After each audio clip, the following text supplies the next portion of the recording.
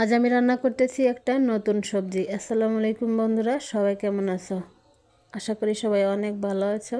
তো আমি আজ কী সবজি রান্না করতেছি সেটা তোমরা কমেন্টে বলে যাবা। সবজিটার নাম কি?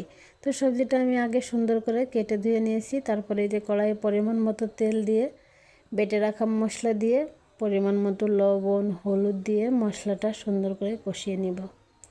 আসলে এই সবজিটা খেতে কিন্তু আমার কাছে ভালোই লাগছে, কার কাছে কেমন লাগে সেটা আমি জানি না। এটা আমার কাছে মনে হয় যে লাউয়ের মতো লাগে, মানে লাউ যেমন ঠান্ডা একটা সবজি, এটাও ঠিক তেমনই। তো আমরা আগেও খেয়েছি, এবছরে রান্না করলাম, এবছরে প্রথম রান্না করেছি আজ।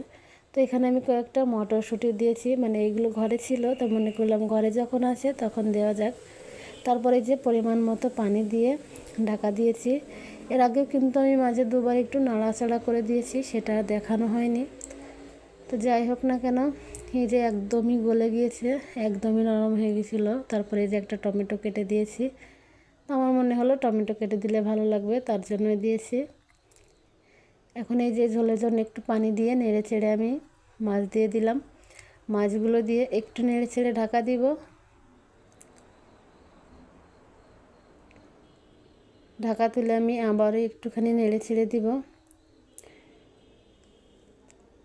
আসলে কে কে খেয়েছো এটা অবশ্যই কিন্তু কমেন্ট করে জানাবা। এই সবজিটা কে কে খেয়েছো? আমার কাছে তো ভালোই লাগছে। তো আর কার কাছে কেমন লাগছে সেটা কিন্তু অবশ্যই কমেন্ট করে জানাবা। আর সবজির নামটা কি সেটা কমেন্ট করে জানাবা।